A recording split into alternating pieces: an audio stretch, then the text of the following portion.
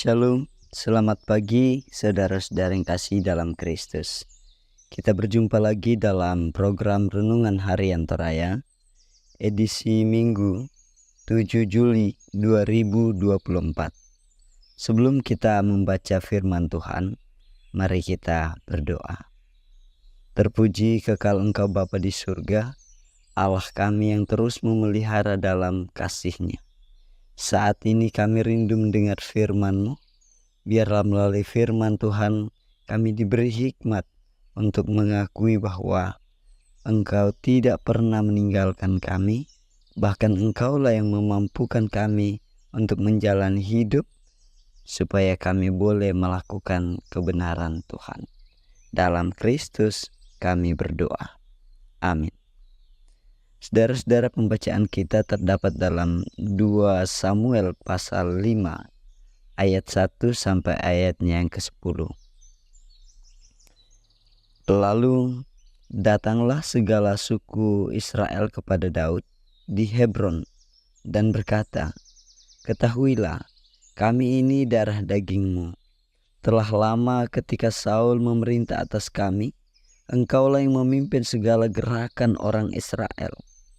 Dan Tuhan telah berfirman kepadamu, engkaulah yang harus menggembalakan umatku Israel, dan engkaulah yang menjadi raja atas mereka." Maka datanglah semua tua-tua Israel menghadap raja di Hebron. Lalu Raja Daud mengadakan perjanjian dengan mereka di Hebron di hadapan Tuhan. Kemudian mereka mengurapi Daud menjadi raja atas Israel. Daud berumur 30 tahun pada waktu ia menjadi raja. 40 tahun lamanya ia memerintah. Di Hebron, ia memerintah atas Yehuda 7 tahun 6 bulan. Dan di Yerusalem, ia memerintah 33 tahun atas seluruh Israel dan Yehuda. Lalu raja dengan orang-orangnya pergi ke Yerusalem, menyerang orang Yebus, penduduk negeri itu. Mereka itu berkata kepada Daud, "Engkau tidak sanggup masuk kemari. Orang-orang buta dan orang-orang timpang akan mengenyahkan engkau." Maksud mereka, Daud tidak sanggup masuk kemari. Tetapi Daud merebut kubu pertahanan Sion, yaitu kota Daud. Daud telah berkata pada waktu itu, "Siapa yang hendak memukul kala orang Yebus, haruslah ia masuk melalui saluran air itu."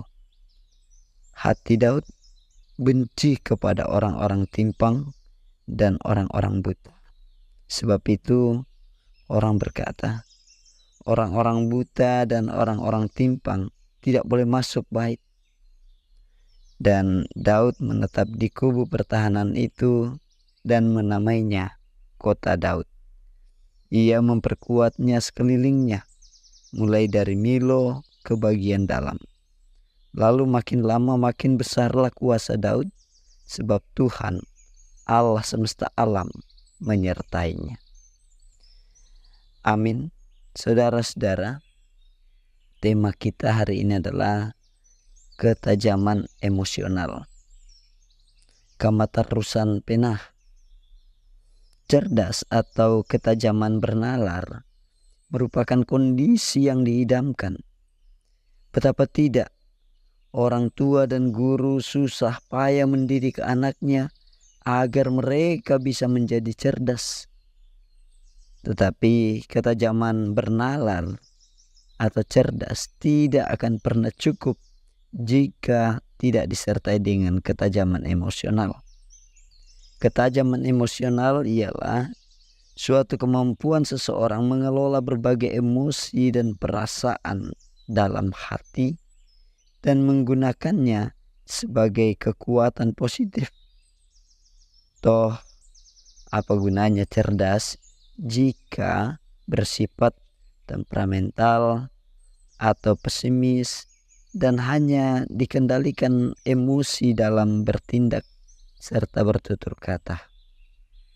Saudara-saudara, bacaan hari ini menampilkan bagaimana Daud dalam ketajaman emosionalnya diperlihatkan bahwa ejekan orang Yebus merupakan strategi untuk menakuti Daud beserta prajuritnya. Ada kepercayaan bahwa menyerang orang buta dan timpang akan mengakibatkan kebutaan dan ketimpangan. Tidak hanya itu, ejekan tersebut guna merusak jiwa pemberani pasukan supaya mereka mundur dari medan pertempuran. Namun Daud tidak dikuasai oleh perasaan negatif sehingga ia tidak kehilangan akal untuk bisa masuk ke kota, mengalahkan lawan dan merebut kota Yerusalem.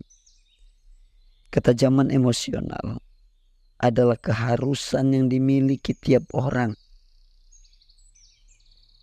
Banyak persoalan yang terjadi jika kita tidak sanggup mengelola perasaan.